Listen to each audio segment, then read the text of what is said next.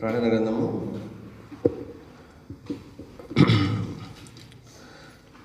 గ్రంథము 14వ అధ్యాయము.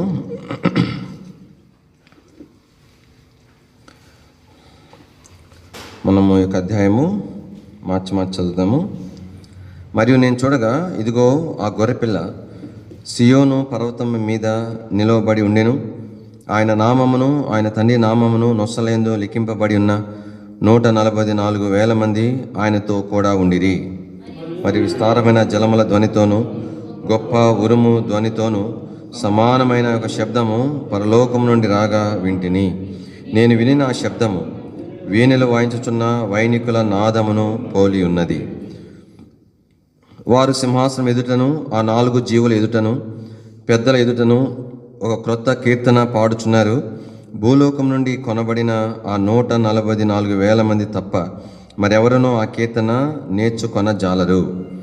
వీరు స్త్రీ సాంగత్యమును అపేతులు కాని వారును, స్త్రీ సాంగత్యము ఎరుగని వారునై ఉండి, గొర్రెపిల్ల ఎక్కడికి పోవునో అక్కడికెల్లా ఆయనను వెంబడింతురు. వీరు దేవుని కొరకును గొర్రెపిల్ల కొరకును ప్రథమ ఫలముగా ఉండుట కొరకై మనుషుల్లో నుండి కొనబడిన వారు. వీరి నోట ఏ అబద్ధమును కనబడలేదు. వీరు అనింద్యులు. అప్పుడు మరి ఒక దూతను చూచితిని. అతడు భూనివాసులకు అనగా ప్రతి జనమునకును, ప్రతి వంశమునకును, ఆయా భాషలు మాట్లాడే వారికిని, ప్రతి ప్రజకును ప్రకటించినట్లు నిత్య సువార్త తీసుకొని ఆకాశ మధ్యమున ఎగురుచుండెను. అతడు, మీరు దేవునికి భయపడి ఆయన మహిమపరచుడి. ఆయన తీర్పు తీర్చు గడియ వచ్చిన గనుక ఆకాశమును, భూమిని, సముద్రమును, జలధారులను కలుగజేసిన వానికే నమస్కారము చేయుడని గొప్ప స్వరంతో చెప్పెను. వేరొక దూత అనగా 2వ దూత అతని వెంబడి వచ్చి మహోద్రేకముతో కూడిన తన వ్యభిచార మద్యమును సమస్త జనములకు త్రాగించిన ఈ మహాబబులోను కూలిపోయిను అని చెప్పెను. మరియు వేరొక దూత అనగా 3వ దూత వీరి వెంబడి వచ్చి గొప్ప స్వరంతో ఇలాగ చెప్పెను. ఆ క్రూర మృగమునకు గాని దాని ప్రతిమకు గాని ఎవడైనను నమస్కారం చేసి తన నొసటి అందేమి చేతి మీదేమి ఆ ముద్ర వేయించుకొనిన ఎడల ఏమీ కనబడకుండా దేవుని ఉగ్రత పాతలో పోయబడి నా దేవుని కోపమును మద్యమును వాడు త్రాగును. పరిశుద్ధ దూతల ఎదుటను, గొర్రెపిల్ల ఎదుటను అగ్ని గంధకముల చేత వాడు బాధింపబడును. వారి బాధ సంబంధమైన పొగ యుగయుగములు లేచును. ఆ క్రూర మృగమునకు గాని దాని ప్రతిమకు గాని నమస్కారము చేయవారును దాని పేరు గల ముద్ర ఎవడైనను వేయించుకుని ఎడల వాడు రాత్రింబగళ్ళు నెమ్మది లేనివాడై ఉందురు. దేవుని ఆజ్ఞలకు యేసును గూర్చిన విశ్వాసమును గైకొనుచున్న పరిశుద్ధుల ఓర్పు ఇందులో కనబడుచున్నది. అంతటా ఇప్పటి నుండి ప్రభునందు మృతులు ధన్యులని వ్రాయమని పరలోకం నుండి ఒక స్వరము చెప్పగా వింటిని. నిజమే, వారు తమ ప్రయాసములు మాని విశ్రాంతి నొందుదురు. వారి క్రియలు వారి వెంట పోవునని ఆత్మ చెప్పుచున్నాడు.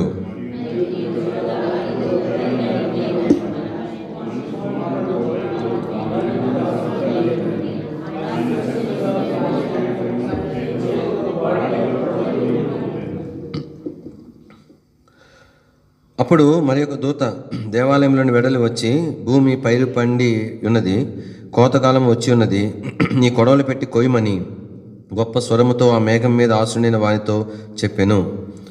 మేఘం మీద ఆసుండిన వాడు ఆ కొడవలిని భూమి మీద వేయగా భూమి పైరు కోయబడెను. ఇంకొక దూత పరలోకమందున ఆలయములో నుండి వెడలి వచ్చెను. అతని యుద్ధను వాడిగల కొడవలి ఉండెను. మరి ఒక దూత పలివేట మీద నుండి వెడలి వచ్చెను. ఇతడు అగ్ని మీద అధికారం నొందినవాడు. ఇతడు వాడైన కొడవలి గల వాణిని గొప్ప స్వరముతో పిలిచి, భూమి మీద ఉన్న ద్రాక్ష పండ్లు పరిపక్వమైనవి, వాడైన నీ కొడవలు పెట్టి దాని గెలలు కొయ్యమని చెప్పెను. కాగా ఆ దూత ఆ కొడవలి భూమి మీద వేసి భూమి మీద ఉన్న ద్రాక్ష పండ్లను కోసి దేవుని కోపమును ద్రాక్షల పెద్ద తొట్టిలో వేసెను. ఆ ద్రాక్షల తొట్టి పట్టణమునకు వెలుపట త్రొక్కబడెను. 100 కోసుల దూరము గుర్రముల కళ్యము మట్టుకు ద్రాక్షల తొట్టిలో నుండి రక్తము ప్రవహించాను. ప్రభు సహాయం కొరకే ప్రార్థన చేసుకుందాము. మా తండ్రి ప్రభా, మీ కొన్నాళ్ళు చేయించుకుంటున్నాం. చదవని లేఖన భాగం ప్రభా మీ దయతో దీవించవలసిందిగా ప్రార్థన చేస్తుంటున్నాం. ప్రభా నిచ్చిన మా తండ్రి మహాశ్రమల కాలం జరిగే పరిస్థితులు కొంత మేము తలుస్తుంటుండగా ప్రభా చిన్న మా తండ్రి వీటి ద్వారా ప్రభా మేము కూడా దేనికి ప్రభా మరి ఏమి ఏటి విషయం సిద్ధపడాలో మాకును ఉపదేశించవలసింది ప్రార్థన చేస్తుంటున్నాం. అయితే మేము దాసుని రైతు దృష్టించవలసిందిగా ప్రార్థన చేస్తుంటున్నాం. ప్రభా నిచ్చిన మా తండ్రి దేవ రక్తాస్తాలతో కాలు హృదయాలతో మీ వైపు చూస్తుంటున్నాం. ప్రభా దాసుడు తన యజమాని యొక్క చేతి తట్టు, దాసురాలు తన యజమానురాలు ఈ చేతి తట్టు చూసినట్లుగా ప్రియమైన మా తండ్రి దేవా మీ సహాయం కొరకే మీ వైపు చూస్తుంటున్నాం. మీరు మాకు ఏమైనా అనుగ్రహిస్తే తప్ప మేము కూడా పొందజాలమని ఎరిగిన వారుగా ఉంటున్నాం. ప్రభా దయతో జ్ఞాపం చేసుకుని కనికరించమని దయగలిగిన ప్రేమగలిగిన అసలు అప్పగించుకుంటూ అందరం స్తోత్రం చెల్లిస్తూ యేసు ప్రభువారి యొక్క శ్రేష్ఠ నామంలో స్తుతించి ప్రార్థించి మహింపరిచి అడిగి వేడుకుంటున్నాం తండ్రి. ఆమేన్. ఈ దినాలలో ఈ యొక్క అధ్యాయాలు ఏవైతే మనం ధ్యానం చేస్తుంటున్నామో ఇవన్నీ కూడా ఈ 7 సంవత్సరాల శ్రమల కాలంలో 2వ 3.5 శ్రమల కాలం గురించిన సంగతులని మనం జ్ఞాపం చేసుకుంటా వచ్చినాం. అంటే 7 సంవత్సరాలు సంఘం ఎత్తబడిన తర్వాత భూమి మీద ఉన్నటువంటి 7 సంవత్సరాల శ్రమ కాలంలో మొదటి 3.5 సంవత్సరాలు కాబట్టి శ్రమల కాలము, మిగతా 3.5 సంవత్సరాలు మహాశ్రమల కాలమని దేవుని వాక్యంలో మనం చూస్తూ వచ్చినాం. కానీ ఈ మహాశ్రమల కాలంలో జరిగేటువంటి సంగతుల విషయమై ఇక్కడ మనకు జ్ఞాపకం చేయబడతా వచ్చింది. 14వ అధ్యాయంలో మనం చూస్తూ వచ్చినప్పుడు మొదటి వచనంలో నేను చూడగా ఇదిగో ఆ గొర్రెపిల్ల సియోను పర్వతం మీద నిలవబడి ఉండెను అని మనం చూస్తాం. కాబట్టి ఇక్కడ యోహాను తను చూస్తూ ఉంటున్నాడు. కాబట్టి యోహాను ఎప్పుడైతే చూచినాడు ఇదిగో ఆ గొర్రెపిల్ల అని చెప్తుంటున్నాడు. కానీ ఆ గొర్రెపిల్ల అంటే ఏ గొర్రెపిల్ల? 5వ అధ్యాయము 6వ అధ్యాయంలో వధించబడినటువంటి గొర్రెపిల్ల, లేచి నిలబడినటువంటి గొర్రెపిల్ల, పూజించబడుతూ ఉన్నటువంటి గొర్రెపిల్లగా మనం చూస్తాం. 16, 17 అధ్యాయాలలో కాబట్టి దేవుని ప్రజలు విజయము పొందుడుకై రక్తము చిందించిన గొర్రెపిల్లగా, తర్వాత మరి వధించబడినటువంటి గొర్రెపిల్ల జీవ గ్రంథము ఉన్నట్లుగా మనం చూస్తాము. కాబట్టి ఆ గొర్రెపిల్ల విషయమై తను ఇక్కడ మళ్ళా తిరిగి ప్రస్తావిస్తుంటున్నాడు. కాబట్టి ప్రభువు యేసుక్రీస్తు వారు ఆయన పరలోకంలో మరి ఎలాంటి శ్రేష్టమైన వాడుగా ఎంచబడతా వచ్చినాడు. 6వ అధ్యాయంలో మనం ఏం చూస్తాం? సింహాసనం యొక్క మరి కేంద్ర స్థానంలో తను ఉన్నట్లుగా 7వ అధ్యాయంలో మనం చూడగలుగుతాం. 5వ అధ్యాయంలో ఏం చూస్తాం? వధించబడిన గొర్రెపిల్ల నిలబడి ఉండటం, తర్వాత కాబట్టి ఆ 4 పెద్దలు, 24 మంది పెద్దలు, 4 జీవులు, వారందరూ కూడా ఆ గొర్రెపిల్లకు మరి సాగిలబడటము అనేటువంటిది మనము చూడగలుగుతాం. ఆయన పూజించడం అనేది చూడగలుగుతాం. వారు గొర్రెపిల్లతో ఏం చెప్తా వచ్చినారు? నీవు బలమును, మరి ఐశ్వర్యమును, జ్ఞానమును, తర్వాత మరి కలిగినటువంటి వాడు అని వారి ప్రభుని ఆరాధిస్తూ వచ్చినారు. మహిమయు మహాత్యమును మరి కలిగిన వాడుగా, పూజింపదగిన వాడుగా ఆ గొర్రెపిల్లను మరి వారు చూస్తూ వచ్చినారు. కాబట్టి ఆ గొర్రెపిల్ల విషయమై తిరిగి ఇక్కడ మనకు ప్రస్తావించబడుతుంది. ఇక్కడ ఆ గొర్రెపిల్ల కాబట్టి సియోను పర్వతం మీద నిలవబడి ఉండేనని రాయబడింది. ఇక్కడ సియోను పర్వతము అనేటువంటిది దేవుని యొక్క నివాస స్థలము అనే దానికి గుర్తుగా ఉంటుంది. భౌతికంగా, వ్యక్తిగతంగా ప్రభు అక్కడ నిలబడినాడు మనం చూడలేము. కానీ అయితే ప్రభు అక్కడ నుంచి తన కార్యములు జరిగించినట్లుగా మనం చూస్తాము. అయితే ఆయన నామమును, ఆయన తండ్రి నామమును నొసలయందు లిఖింపబడి ఉన్న 144,000 మంది ఆయనతో కూడా ఉండిరి అని రాయబడుతుంది. కానీ 144,000 మంది అంటే 1,44,000 మంది. కాబట్టి దేవుని వాక్యంలో వీరికి వచ్చిన ప్రస్తావన మనకు 7వ అధ్యాయంలో మనం చూస్తూ వచ్చినాం. తిరిగి అదే ప్రస్తావన 14వ అధ్యాయంలో కూడా మనకి జ్ఞాపం చేయబడుతుంది. 6వ ముద్రకు 7వ ముద్రకు మధ్యకాలంలో మరి తీసుకురాబడి ఇదే ప్రస్తావన. తర్వాత మరి ఆ యొక్క 6వ ముద్రకు 7వ ముద్రకు మధ్యలో కూడా ఈ మరి వారికి వచ్చిన ప్రస్తావన తీసుకురాబడుతున్నట్లుగా దేవుని వాక్యలో చూస్తాం. కానీ ఆ గొర్రెపిల్ల విషయం మనం చూసినప్పుడు వారి నొసల యందు అక్కడ 7వ అధ్యాయంలో మనం ఏం చూస్తాం? కాబట్టి మరి ఆయన వారిని ముద్రించు వరకు కాబట్టి దేవుని ముద్ర కలిగినటువంటి ఆ దూత చెప్పినాడు. కాబట్టి నువ్వు కొంచెం ఆగు, కాబట్టి నేను మరి వారిని ముద్రించేంత వరకు 4 వైపులా బిగబట్టి ఉన్నటువంటి ఆ దూతలకు ఆ దూత బిగ్గరగా చెప్తా వచ్చినాడు. ఆ ముద్రించబడిన ముద్ర విషయమై ఇక్కడ ప్రస్తావించబడతా ఉంది. ఏమని ప్రస్తావించబడింది?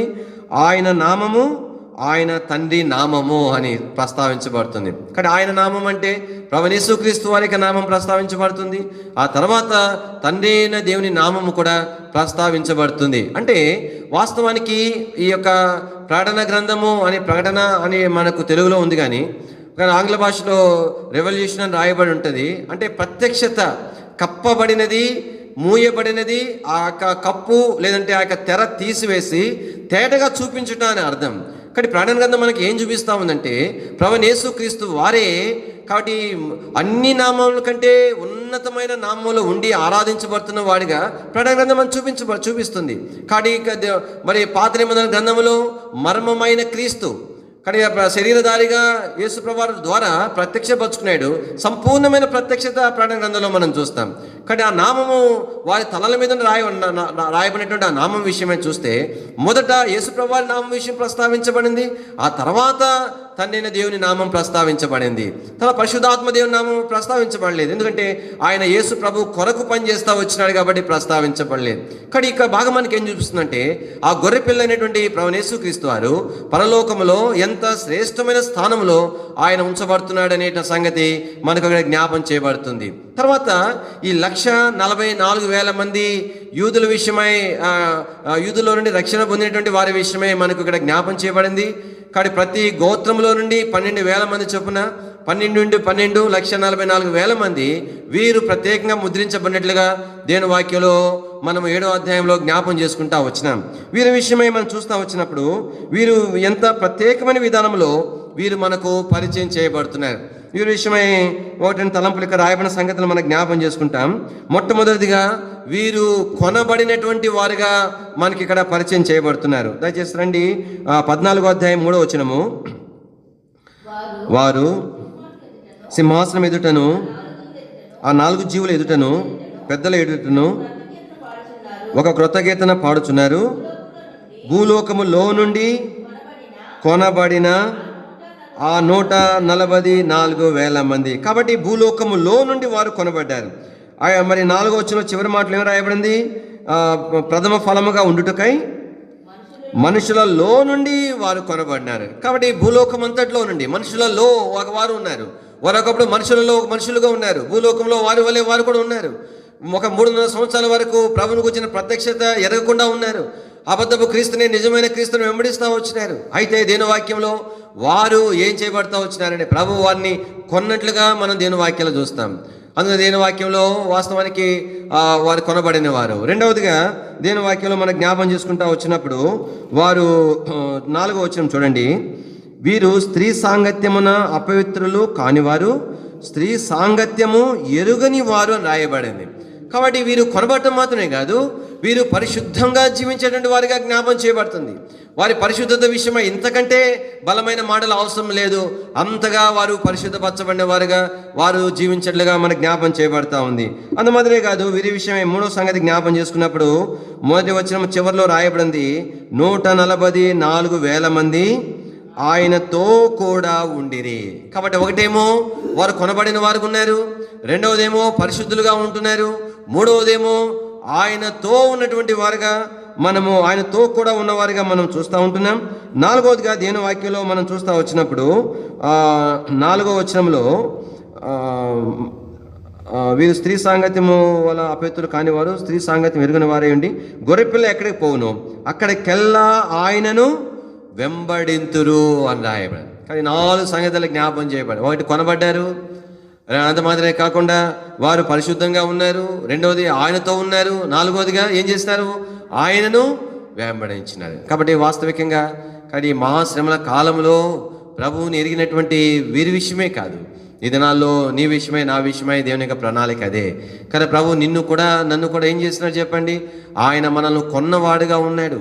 కాబట్టి నీవు నేను కాబట్టి నీకు నాకు చెందిన వారం కాదు, నీ మీద నీకు నా మీద నాకు కూడా రైట్ లేదు. కాబట్టి ఎందుకంటే నేను కూడా ఒక ఆయన చేత కొనబడ్డాను, ఆయన సొంతం అంతే. కానీ ఒక ఆయన దగ్గర నేను పనిచేయడం కాదు, ఆయన చేత నేను కొనబడ్డాను. దేవుని వాక్యంలో మనకు జ్ఞాపం చేయబడతా వచ్చింది. కానీ ఇందుకోసం మనం కొనబడినాము దేవుని యొక్క అంటే కొరింథీ రాసిన పత్రిక 1 కొరింథీ 6వ అధ్యాయము 1 కొరింథీ 6వ అధ్యాయం మన పరిచయమైనటువంటి వచనమే. దయచేసి 20వ వచనం. విలువ పెట్టి కొనబడిన వారు గనుక మీ దేహముతో దేవుని మహిమ పరచుడి. కాబట్టి మనము దేవుని మహిమ పరచుడు కొరకై కొనబడినాం. ఎందుకోసం కొనబడినాం మనం? కాబట్టి కేవలం ఆయనకి మాత్రమే దాసులుగా ఉండడానికి మనం కొనబడ్డాం. 7వ అధ్యాయం 23వ వచనం. 1 కొరింథీ 7:23. మీరు విలువ పెట్టి కొనబడిన వారు గనుక మనుషులకు దాసులు కాగుండుడి. కాబట్టి మనము కేవలం అంటే కేవలం ప్రభువుని మహిమపరచడానికి, మనము కేవలం ప్రభువుకి దాసులుగా ఉండుట కొరకాయి నీవు నేను కొనబడినటువంటి వారుగా మనం ఉంటున్నాం. అందుమాదిరే కాదు, దేని వాక్యంలో వీరి విషయంలో వలే కానీ ప్రభువు కూడా మనల్ని ఏం చేస్తున్నాడు చెప్పండి? పరిశుద్ధులుగా ఉండుట కొరకే మనల్ని పిలిచినాడు.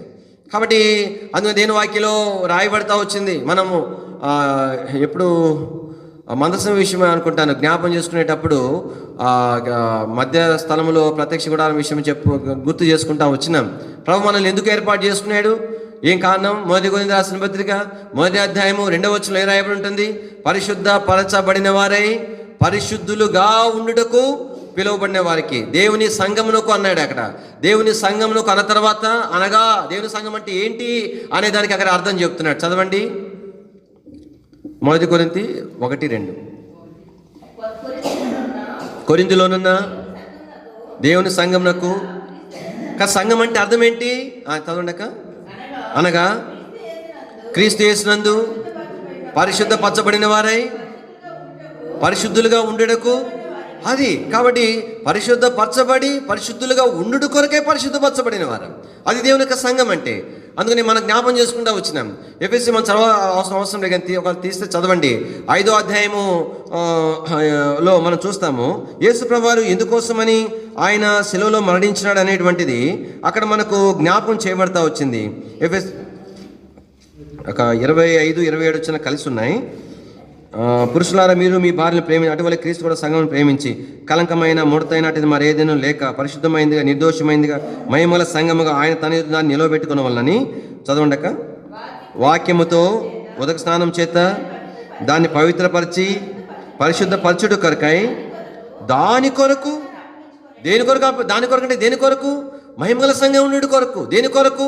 కలంకం లేకుండా, ముడత అట్టిది ఏది లేకుండా ఉండు కొరకు.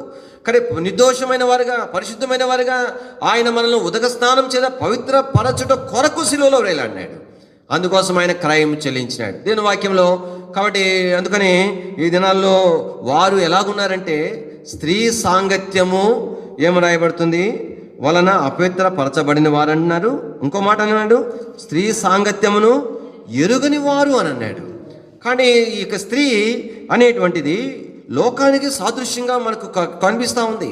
అంటే శరీర సంబంధమైనటువంటి వైవాహిక జీవితం విషయమై ప్రభు ఇక్కడ ప్రస్తావించట్లేదు. కొంతమంది ఏమనుకుంటారంటే అంటే వివాహం చేసుకోకుండా ఉండేవారని. వాస్తవానికి కుటుంబ వ్యవస్థను ప్రారంభించిందే ప్రభు. మరి పాపం మరి ఆదాముకు ఏమంటారు ఎవరు లేరు, ఆయన తయారు చేసి తీసుకుని వచ్చినాడు. కాబట్టి భార్య అంటే అర్థమైందంటే దేవుని చేత సెలెక్టెడ్ బై గాడ్. మనం కూడా మన పిల్లలకి చూస్తుంటాం సంబంధం అన్నీ చూసిన తర్వాత ఇది బెస్ట్ అనుకుంటాం, కానీ ఒక్కోసారి తారుమారు అవుతుంటుంది. అయితే మన ప్రభు ఎప్పుడు కూడా తారుమారు కాదు, ఆయన ఆలోచన ఏది కూడా. కాబట్టి ఆయన నాకు ఏదైతే సెలెక్ట్ చేసినాడో అది నన్ను ప్రేమించి నాకు బెస్ట్ అనుకున్న దాన్ని దేవుడు నా కొరకు సెలెక్ట్ చేస్తాడు. కుటుంబ వ్యవస్థను ప్రారంభించింది ఆయనే. వాస్తవానికి ఆదికాండం మరి కూడా వివాహంతో ప్రారంభించబడి వివాహంతో ముగించబడుతుంది. కాబట్టి ఇక్కడ ఈ స్త్రీ అనేటువంటిది అంటే శరీర సంబంధమైన స్త్రీ సంబంధం విషయం కాదు, కానీ లోకం విషయమై లోకము సాతాను లోక సంబంధమైన వాటి విషయమై జ్ఞాపం చేయబడతా ఉంది. వారు ఎంతగా వారు పరిశుద్ధంగా ఉన్నారంటే స్త్రీ సాంగత్యము విషయమే అపవిత్రపరచబడటం కాదంట, స్త్రీ సాంగత్యం అసలు ఎరగని వారుగా ఉన్నారు. ఇది నాలో రక్షించబడిన తర్వాత దేవుని ప్రజలంగా ఎట్లుండాలా? పాపముతో ఏ మాత్రం కూడా జోలి లేనంతగా, దాని ప్రస్తావన లేనంతగా మనం పరిశుద్ధంగా ప్రభు కొరకు ఉండాలా. దేవుని వాక్యంలో రాయబడతా వచ్చింది. దయచేసి 1 పేతురు రాసిన పత్రిక 4వ అధ్యాయము 1 పేతురు రాసిన పత్రిక 4వ అధ్యాయం 2వ వచనం. క్రీస్తు శరీరమందు ధరించుకొనుడి, శరీర విషయంలో శ్రమపడినవాడు శరీరమందు జీవించు మిగిలిన కాలము ఇక మీదట మనుజ ఆశలను అనుసరించి నడుచుకొనక దేవుని ఇష్టానుసారంగానే నడుచుకున్నట్లు పాపముతో జోలి ఇక ఏమీ లేక ఉండుడి. అందుకని 3వ వచనం అన్నాడు, మనం పోకిరి చేష్టలు, దురాశలు, మద్యపానం, అలతో కొన్ని ఆటపాటలు, త్రాగుబోతులు, విందులు, చేయదగిన విగ్రహ పూజలు మొదలైన వాటి యందు నడుచుకొనొచ్చు, అన్ని జనుల ఇష్టము చాలు. కాదు గతించక మొదలగు అంటే ఇంకా ఆ లిస్టులో ఏమైనా మనం చేర్చుకోవచ్చు. దేవుని వాక్యం ఏం రాయబడుతుందంటే, కాబట్టి దేవుని ఇష్టానుసారంగా నడుచుకోవాలంటే ఎలా ఉండాలా? ఇక మీదట మనుజ ఆశలను అనుసరించి నడుచుకోకూడదు. ఇది దేవుని యొక్క ఇష్టానుసారంగా నడుచుకోవాలంటే ఏమని రాయబడింది? పాపముతో జోలి ఇక ఏమీ లేక ఉండాలా. అదనమాట దేవుని యొక్క ఉద్దేశం. కాబట్టి దేవుని వాక్యంలో ఈ యొక్క వీరి విషయమై రాయబడిన రీతిగానే ప్రభు మనల్ని కూడా ఆయనతో ఉండేవారిగా చేసినాడు. దేవుని వాక్యంలో ఇక్కడ వీరి విషయంలో 3వ చూస్తూ వచ్చినాం కదా, ప్రకటన గ్రంథం 14వ అధ్యాయంలో వారు ఎక్కడ మనం చూసామన్నమాట, మొదటి వచ్చిన చివరిలో ఆయనతో కూడా ఉండిరి. కాబట్టి దేవుని వాక్యంలో కాబట్టి ఆయనతో ఉండేవారిగా ప్రభు మనల్ని చేసి, ఆయనతో ఉండటం అంటే అర్థం ఏంటి? లూకా సువార్త 22వ అధ్యాయము 28వ వచనం. లూకా సువార్త 22వ అధ్యాయము 28వ వచనం.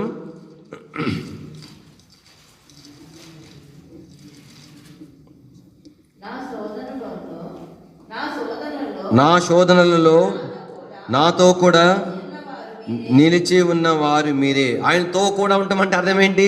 5 రొట్టెలు 2 చేపల పంచే దగ్గర చప్పట్లు కొట్టుకుంటూ ఉండడం కాదు. ఆయనతో కూడా ఉండడం అంటే అర్థం ఏంటి? కాబట్టి ఆయన సముద్రం మీద నడిచినప్పుడు నడవడం కాదు. ఆయనతో కూడా ఉండటం అర్థం ఏంటంటే ఆయన శోధనలలో ఆయనతో కూడా ఉండటం. కాబట్టి వీరి విషయం మనం చూస్తూ వచ్చినప్పుడు ఎంత మహాశ్రమల కాలం, సామాన్యమైన శ్రమలు కాదు. అందుకనే 7 సంవత్సరాల శ్రమల కాలమైన తర్వాత మిగతా 3 సంవత్సరాలు మహాశ్రమల కాలం వేరుపరిచి ఎందుకు చెప్పాడంటే, ఆ దినాల్లో ఉన్న శ్రమలు బహుభయంకరమైన శ్రమలు. అట్టి శ్రమలలో కూడా వారి ప్రభుతో ఉన్నారు. అందుకని దేని వాక్యంలో ఆయనతో ఉన్నారంటే ఎవరితో ఉన్నారు? సింహాసనాసీనుడైన యేసు ప్రభుతో కాదు వారు ఉంది. మొదటి వచనంలో ఏం రాయబడింది? ఆయనతో అంటే ఎవరితో ఉన్నారు? ఇక్కడ ఏం రాయబడింది? ఇదిగో ఆ గొర్రె పిల్ల. కాబట్టి గొర్రె పిల్ల అయిన యేసు ప్రభు, వధించబడిన యేసు ప్రభు, నీ కొరకై నా కొరకై నిందించబడి గాయపరచబడి మరణం పొందినటువంటి యేసు ప్రభుకు మరి ఆ గొర్రె పిల్ల గుర్తుగా ఉంది. ఇక్కడ ఆ గొర్రె పిల్లతో, అందుకని ఇక్కడ శోధనలలో అన్న దగ్గర కింద ఇన్పుట్లో ఏమని రాయబడింది చెప్పండి? ఆ శ్రమలలో ప్రభుతో పాలువారై ఉండటము అనేటువంటిది. 4వదిగా మనం దేని వాక్యలో వారి విషయం మనం చూసినాం. ఇక్కడ వారు ప్రభుని వెంబడిస్తూ వచ్చినారు. ఇక్కడ ఈ దినాలలో కూడా ఇక్కడ మనము కూడా ప్రభుని ఏం చేయాలి చెప్పండి? ప్రభుని వెంబడించేటువంటి వారుగా ఉండాలా. ఇక్కడ ఎప్పుడు మనం ప్రభుని వెంబడిస్తాం? ఎలాగ వెంబడిస్తాం? దయచేసి రండి, యోహాను సువార్త. ఇవన్నీ మన పరిచయమైన వచనాలే, నాకంటే ఎక్కువగా మీకు ఎరుక ఇవి అన్నీ కూడా. అందుకనే కేవలము గుర్తు చేస్తున్నాను అంతవరకే. మా యోహాను సువార్త 10వ అధ్యాయము, యోహాను సువార్త 10వ అధ్యాయం 3వ వచనం.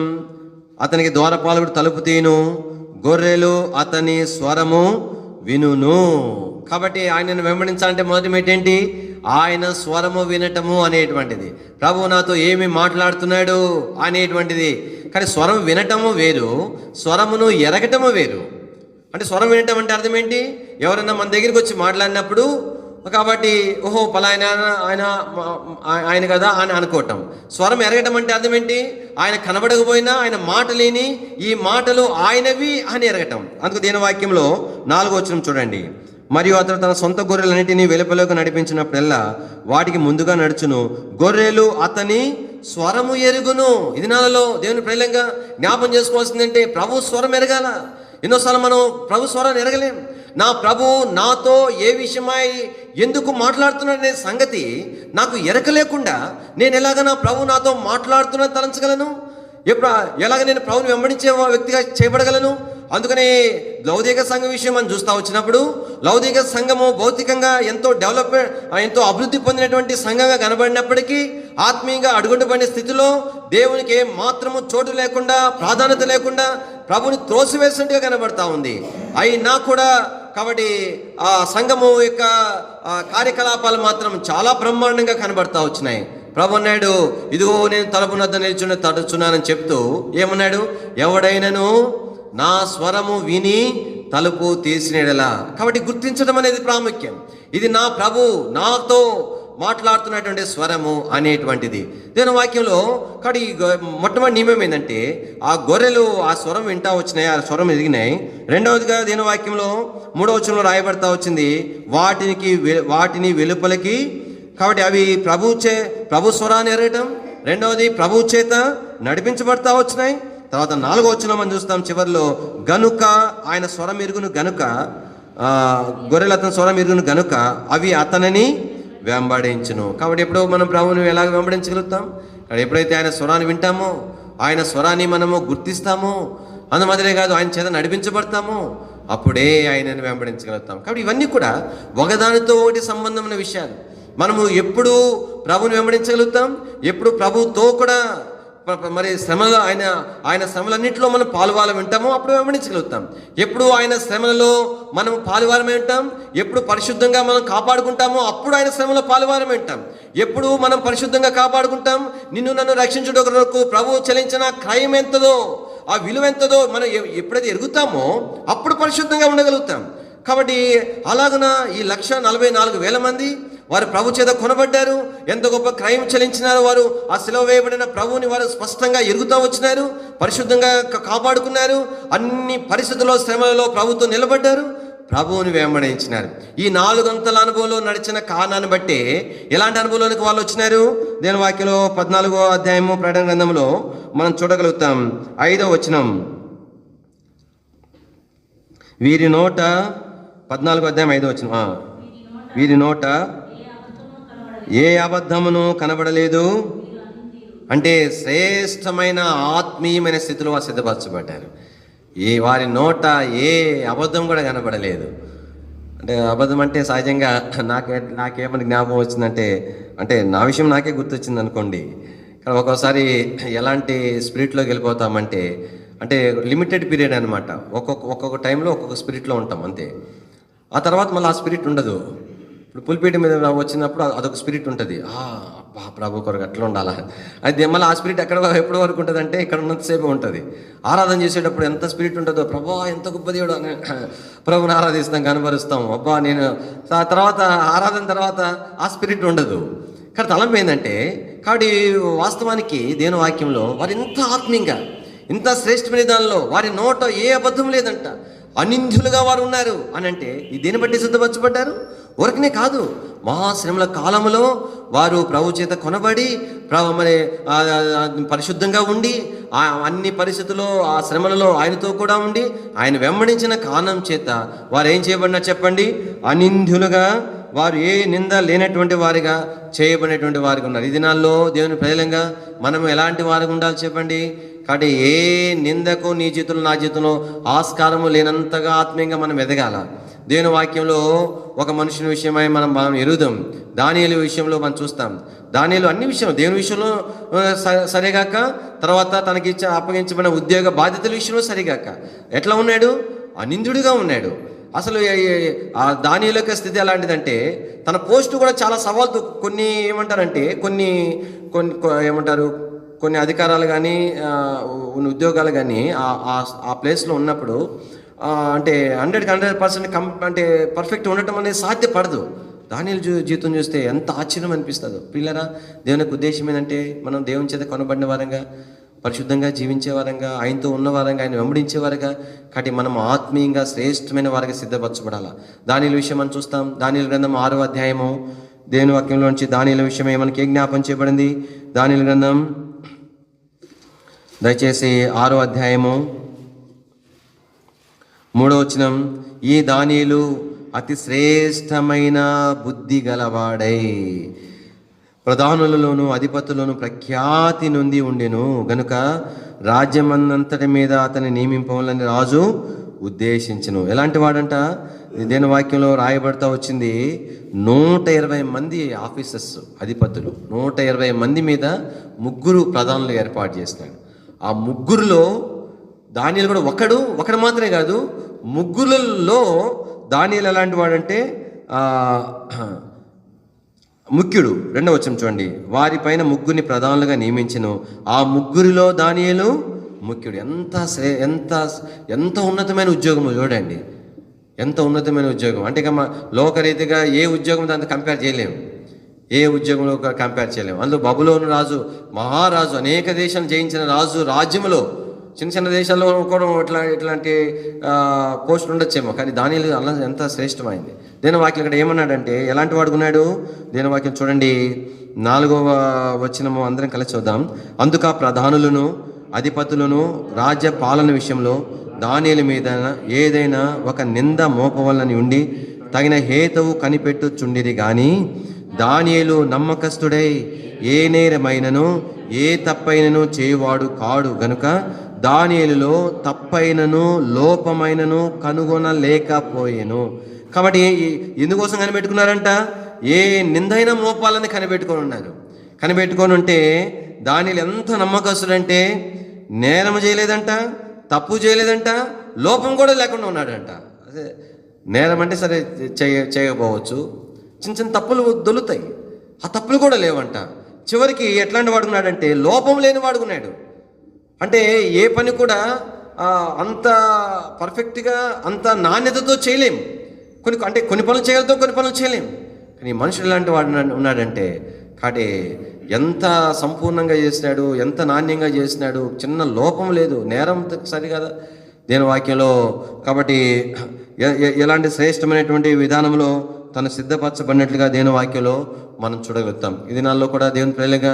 అందుకని కృత నిబంధన కాలానికి వచ్చేసరికి దేవుని వాక్యం మనకి ఏం సెలవిస్తూ ఉంది? దయచేసి పేతురు రాసిన మొదటి పత్రిక 2వ అధ్యాయము, మొదటి పేతురు 2వ అధ్యాయము 12వ వచనం. అన్ని జనులు మిమ్మును ఏ విషయంలో దుర్మార్గులని దూషిస్తురో ఆ విషయంలో వారు మీ సత్క్రియలను చూచి వాటిని బట్టి దర్శన దినమున దేవుని మహిమపరచునట్లు వారి మధ్యను మంచి ప్రవర్తన గలవారై ఉండవలనని ఏమని చెప్తున్నాడు? అన్య జనులు మిమ్మును ఏ విషయంలో దుర్మార్గులని దూషిస్తారో ఏమంటున్నాడు?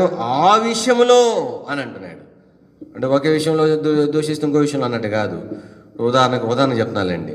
ఈ సేవకుడు టయానికి స్టార్ట్ చేయడు అని అన్నారు అనుకోండి, అది చెప్పకుండా నేను టయానికి ముగిస్తాను, చక్కగా వాక్యం చెప్తా అంటే దానికి దీనికి ఏమైనా సంబంధమా?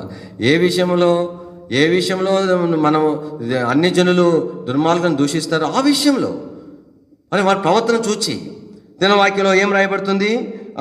ఆ విషయంలో వారు మీ సత్ప్రవర్తన చూచి వాటిని బట్టి దర్శన దినమున దేవుని మహింపరచు. ప్రభువుని దర్శించినప్పుడు వారు ఏం చేస్తారు? దేవుని మహింపరుస్తారు. ప్రభు ఎంత గొప్ప దేవుడు. దేనిని బట్టి ఎరిగినారు? ప్రభు దర్శించక మునిపే వారు ఎరిగినారు. దేనిని బట్టి ఎరిగినారు?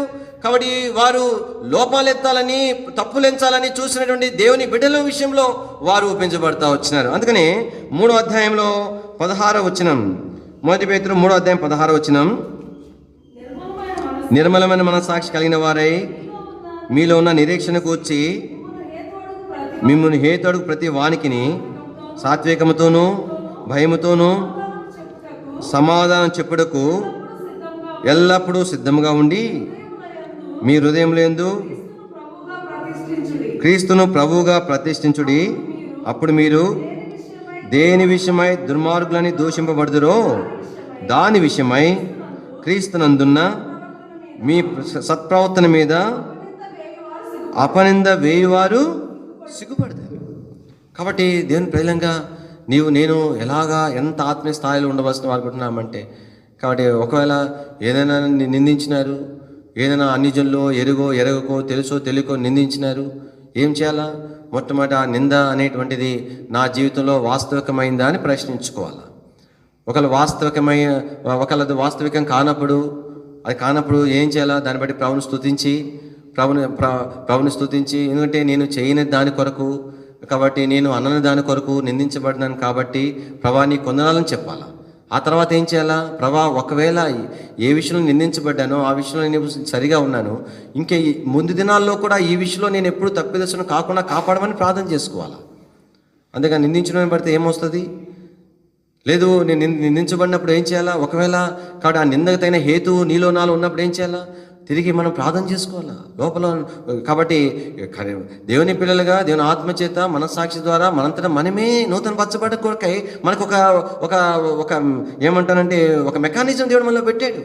దేవుని వాక్యం ఇచ్చినాడు. వాక్యం చదువుతున్నాం, ప్రార్థన చేస్తున్నాం. మన మనసాక్షి ఒక మృతతుల్యంగా ఉంది, దాన్ని మేలుకొల్పినాడు. పరిశుద్ధాత్మ దేవుని మన ఉపదేశకుడిగా బోధకుండా మనలో ఉంచినాడు. కాబట్టి మనంతటా మనమే నూతన పరచబడవలసిన వారికి ఉంటున్నాం దేవుని సహాయం చేత. అలా కానప్పుడు అలా కానప్పుడు పరునికి నీవు నేను అవకాశం ఇచ్చినప్పుడు అప్పుడైనా ఏం చేయాలా?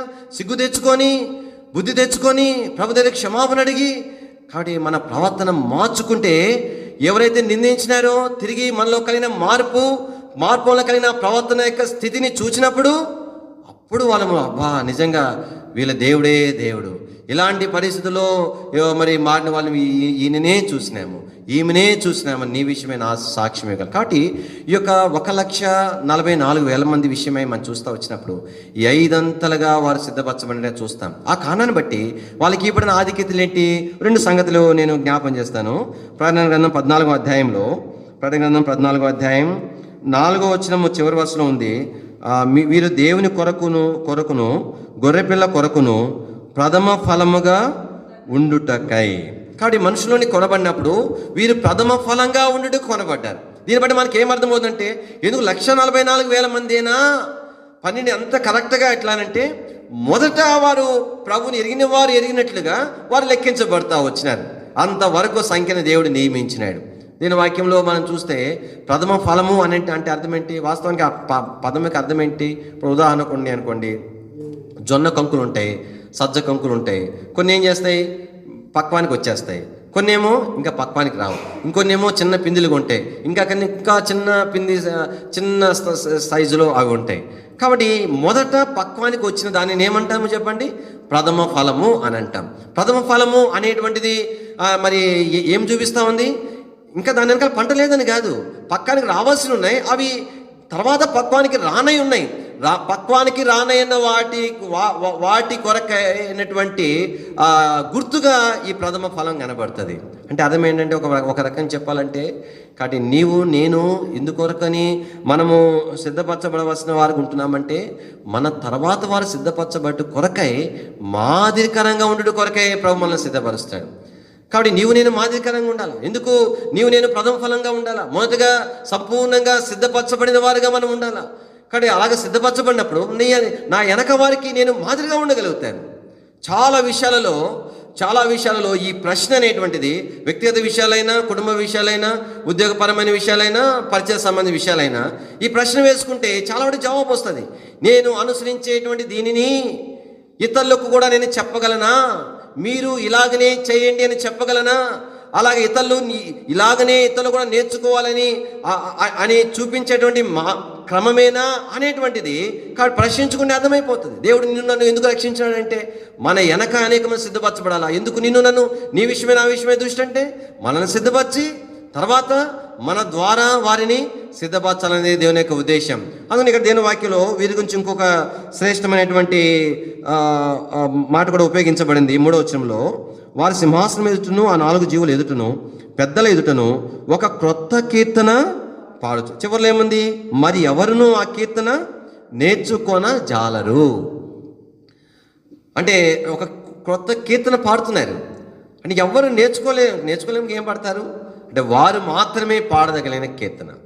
అంటే ఎందుకు ఈ మాట ద్వారా కొంతవరకు మనకి ఏం అర్థమవుతుందంటే, ఇది వారి అనుభవంలో వచ్చినటువంటి పాట అది అనమాట. ఉదాహరణకు చూడండి, బైబిల్ గ్రంథంలో దావీదు చాలా పాటలు రాసినాడు. కీర్తనలు అంటే మన కీర్తన గ్రంథమే ఉంది, చాలా పాటలు ఉన్నాయి, అవన్నీ పాటలే. కానీ ఎట్లా రాసినారు కీర్తన? దావీదు రాసినాడు. యేసు ప్రభు శిలువ గురించి ఎక్కువ కీర్తన రాయగలిగినాడు. ఎట్లా రాయగలిగినాడు? ఆయన శిలువ శ్రమల గురించినటువంటి ప్రవచనాలు తన నోట పలికించడం కొరకు ఆ శిలువ శ్రమల లాంటి శ్రమలలో నుంచి దావీదుని తీసుకెళ్తే దావీదు ఆ పాటలు రాయగలిగినాడు. అదనమాట. కానీ యేసు ప్రభు యొక్క శిలువ మరణం అనేక అనుభవాలు దావీదు కీర్తనలు ఎందుకుని అంటే అలా దాదాపుగా దాంతో సమానమైన అనుభవాలు కూడా దావీదు తెలియదు. ఎందుకు అంత కఠినమైన శ్రమలు? ప్రారంభం నుండి తన ఇంట ఉన్న నాటి నుంచి చనిపోయి ముసలివాడై మరి వణుకుతూ చలిగుండలేక చనిపోయేంత వరకు కూడా ఎందుకు శ్రమలు ఎదుర్కొన్నాడంటే దావీదు తెలియదు. ఎందుకోసమనంటే ఒక ప్రాముఖ్యమైన కారణం ఏంటంటే ప్రభువైన యేసు క్రీస్తు వారి యొక్క శ్రమల గురించి తన నోట పలికించడం కొరకే. అంతేగాని అవేవో ఏమంటే స్క్రిప్ట్ రాసినట్టుగా రాయబడినవి కాదు. తలంపు ఏంటంటే దేవుని వాక్యంలో వీరి విషయం మనం చూస్తాం. ఒకటి, వారు ఈ 4 సిద్ధపరచబడి ఆత్మీయమైన వారిగా ఉండబడడం ద్వారా 2 ప్రాముఖ్యమైనటువంటి శ్రేష్టమైన, ఒకటి మాదిరికరంగా ఉంటున్నారు, రెండవది వారు అనుభవపూర్వకంగా వారుగా వారు ఉండేటువంటి వారుగా ఉంటున్నారు. కానీ ఈ దినాలలో దేవుని పిల్లలకి జ్ఞాపం చేసుకోవాలా, ప్రతి విషయం కూడా నీ యొక్క నా యొక్క అనుభవం అయి ఉండాలా. ప్రభు నన్ను ఈ విషయంలో నన్ను ఇలా తీసుకెళ్ళాడు, నాకు ఇలాగ ఉపదేశించాడు, ఇలా నేర్పించాడు, నేను నేర్పించబడ్డాను కాబట్టే నా సహోదరుడా నువ్వు ఇలాగ ఉండాలి అని చెప్పేటట్లుగా నేను ఉండాలి. అది దేవుని యొక్క ఉద్దేశం. తిరిగి రెండు కింద భాగానికి వస్తాం. ప్రకటన గ్రంథం 14వ అధ్యాయంకి వచ్చిన తర్వాత 6వ వచనం.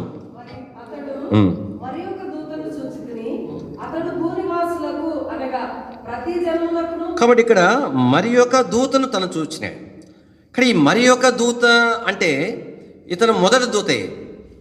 కాబట్టి మరి యొక్క దూత అంటే వాస్తవానికి దీన్ని బట్టి మనకేమనిపిస్తుంది అంటే ఇంకొక దూత ఉన్నట్లుగా అనిపిస్తుంది. కానీ ఈయన మొదటి దూత. ఈయన మొదటి దూత అని ఎట్లా చెప్పగలమంటే 9వ వచనంలో మరియు వేరొక దూత అనగా 3వ దూత వీరి వెంబడి అన్నాడు. వేరొక దూత అంటే 3వ దూత అంటే 9వ వచనంలో 3వ దూత, 8వ వచనంలో వేరొక దూత, ఆయన 2వ దూత. అప్పుడు ఆ లెక్క ప్రకారం 6వ వచనంలో ఉన్నవారు ఎవరు? మొదటి దూత. అయితే ఎందుకు మరి యొక్క దూత అని చెప్పట్లో ఉద్దేశం ఏంటంటే దేవుడు కాబట్టి ఈ ప్రకటన గ్రంథంలో ప్రాముఖ్యంగా మనం చూస్తాం, ఒక్కొక్క దూతను ఒక్కొక్క కార్యముల కొరకే వాడుకుంటూ వచ్చినాడు. ఆ దూత దాని కొరకే వాడబడతా వచ్చాడు, ప్రత్యేకంగా వాడబడినాడు. కాబట్టి అందుకని మరి ఒక దూత అంటే దూత అని పేరు కానీ అంతా ఒకే దూత, లేదంటే ఈ దూతే ఆ దూత, ఆ దూతే ఈ దూత అని అనుకుంటారేమోనని చెప్పి కానీ పర్టికులర్గా రాయించబట్టి. ఎందుకంటే ప్రతి వాడబడిన దూతలందరూ కూడా ప్రత్యేకమైన విధానంలో వారు ఆ పని కొరకు నియమించబడి వాడబడతా వచ్చినారు. ఎంత శ్రేష్టమైనటువంటి ఆధిక్యత కదా. దేవుని దూతలు అంటేనే వారు పరిశుద్ధమైనటువంటి వారు. దూతలు అంటేనే పరిశుద్ధులుగా చేయబడినటువంటి దూతలు. మరి ఆ దూతలో రకరకాలైనటువంటి సమూహాలు ఉన్నాయి. మనకు బాగా తెలుసు కదా. ప్రభుని ఆరాధించడానికి ఒక బెటాలియన్. ఎవరు వాళ్ళు? శరాపులు అంటే ఎవరైనా రాయబడింది? మహాదూతలు. యెషయా 5వ అధ్యాయంలో మనం చూస్తాం. కేవలము కోట్ల కొలది దేవతలు, వాళ్ళ లెక్క కూడా అన్నాడు, కోట్ల కొలది అన్నాడు. అంటే కేవలం కోట్ల కొలది దూతలు, మహాదూతలు కేవలం అంటే ప్రభుని ఆరాధించడానికి వాళ్ళు నియమించబడినారు. తర్వాత మికాయేలు దేనికోసం ఏర్పాటు చేయబడ్డాడు? యుద్ధాలు చేయడానికి.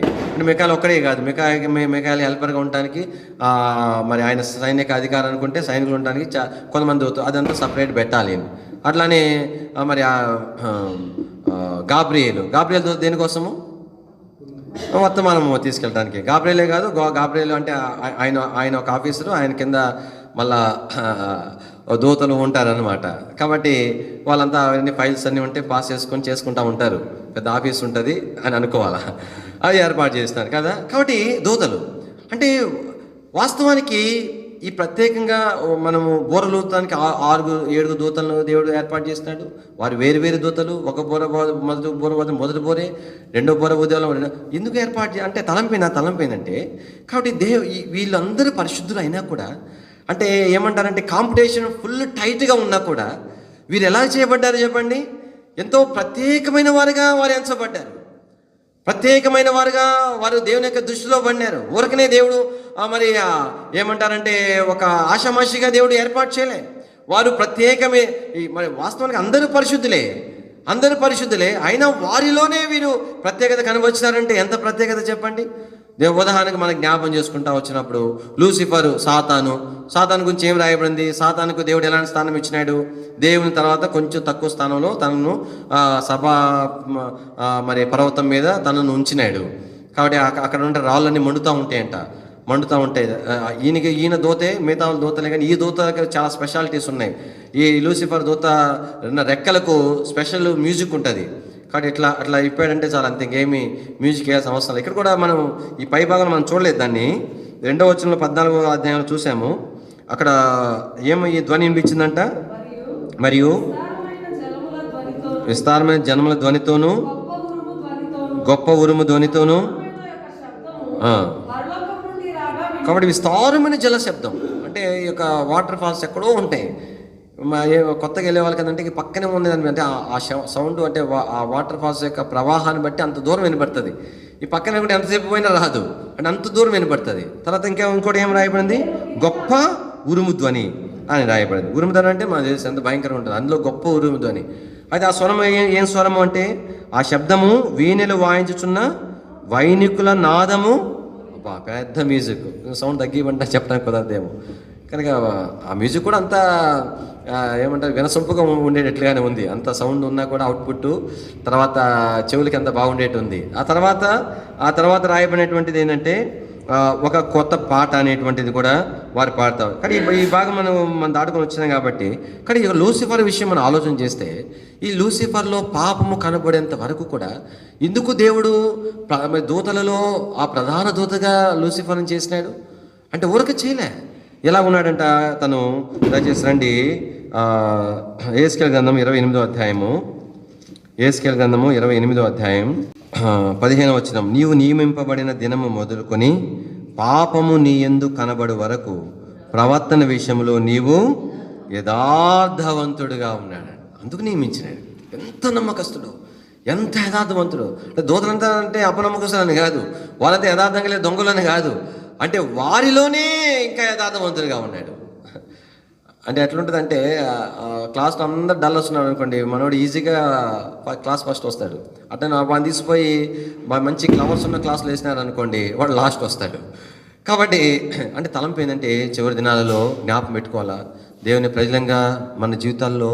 కాబట్టి అందరికి ఒకటే స్థానం కాదు, ఒక దినాన నీ ప్రభు నా ప్రభు, కాబట్టి ఆయన ప్రత్యక్షమైనప్పుడు కాబట్టి మరి అందరూ ఒకే విధంగా చూడడు. ఆయన ఎంత నమ్మకంగా, ఎంత పరిశుద్ధంగా, ఎంత యథార్థంగా, ఎంత భక్తిగా ప్రభువుని సేవిస్తావో, నీ నమ్మకత్వాన్ని దేవుని ఎదురు కనపరుచుకుంటావో దానికి తగినట్లుగా ఏముంటుంది చెప్పండి, నిత్యత్వములో నీ స్థానం ఉంటుంది.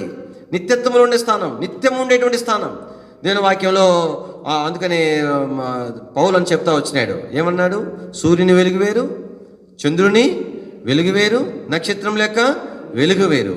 అంటే అర్థమైందంటే నిత్యత్వములో మనం ఉండేటువంటిది, దానికి మూలమేంటి, భూమి మీద మనం మన హృదయాల్లో ఆరాటం ఉండాలి, తపన ఉండాలి. ఏంటి తపన అంటే, నీ ఎంతమందినో ఉన్నీగాక, అందరు పరిశుద్ధంగా ఉన్నీగాక వారిలో నేను ప్రత్యేకంగా కనపడాలా, ఎంతమంది ఎంత నమ్మకంగా ఉన్నీగాక నేను ప్రత్యేకంగా కనపడాలా. కాబట్టి అన్ని విషయాల్లో ఎప్పుడైతే అలాంటి ప్రార్థన ఉంటుందో కొంతవారైనా సిద్ధపరచబడతాం. తలంపు ఏంటంటే, ఇక్కడికి వచ్చిన తర్వాత ఈ దూత, ఈ ముగ్గురు దూతల విషయంలో ఈ మొదటి దూత ఏం చేసినాడు, ఏమి ప్రకటించినాడంట, అతడు అనగా ప్రతి జనమునకును ప్రతి వంశమునకును ఆయా భాషను మాట్లాడు వారికి ప్రతి ప్రజకును ప్రకటించినట్లు నిత్య సువార్త తీసుకొని ఎగురుచుండెను. 7వ వచనము, అతడు మీరు దేవునికి భయపడి ఆయన మహింపచుడి, ఆయన తీర్పు తీర్చు గడియ వచ్చిన గనక ఆకాశం భూమిని సముద్రం జలధారులను కలుగజేసిన వానికి నమస్కారము చేయడని గొప్ప స్వరముతో చెప్పాను. కాబట్టి ఏం చేసినాడు, నిత్య సువార్తను తీసుకొని తను ప్రకటిస్తూ వచ్చినాడు. కాబట్టి నిత్య సువార్త వాస్తవమే. కానీ సువార్త అంటే ప్రభువు యేసుక్రీస్తు కూర్చున్న వార్త. ఆయన నిత్యము ఉండేవాడు. కానీ గొర్రెపిల్లగా ప్రత్యక్షపరచుకున్నాడు. అదే గొర్రెపిల్ల పరలోకంలో మనం చూస్తాం. ఇంకో మాట చెప్పాలంటే నిత్యత్వము కొరకైన సువార్త అని కూడా మనం అర్థం చేసుకోవచ్చు. కాబట్టి వాస్తవానికి సువార్త ప్రకటించేటువంటి బాధ్యత అనేది దూతలకు దేవుడు అప్పగించలే. దూతలకు అప్పగించబడని భాగ్యమును ప్రభు ఎవరికి అప్పగించినాడు, నీకు నాకు అప్పగించినాడు. చూడండి, ఒక్క దూతే మళ్ళీ ఎక్కడికి దిగి రాలే, ఆకాశం మధ్యలో ఉండి ప్రకటన చేస్తే లోకమంతా ప్రతి ఒక్కడికి వినబడిపోయింది. ఆ శబ్దం బట్టి, ఆ గొప్ప శబ్దంతో చెప్పిన మాటలు ప్రతి ఒక్కరికి వినబడిపోయింది. అదేదో దేవుడికి దూతలు చెప్పేసరికి అది ఎంత సువార్తండాతలు ఎందుకు, దాని ఖర్చులు ఎందుకు, సువార్తకు పోవటం ఎందుకు, రాలేదనే బాధ, పోలేదనే బాధ, ఎన్ని తప్పిపోతాయి కదా. కానీ దేవుడు మనల్ని ఎంతగా ఎంచినాడు.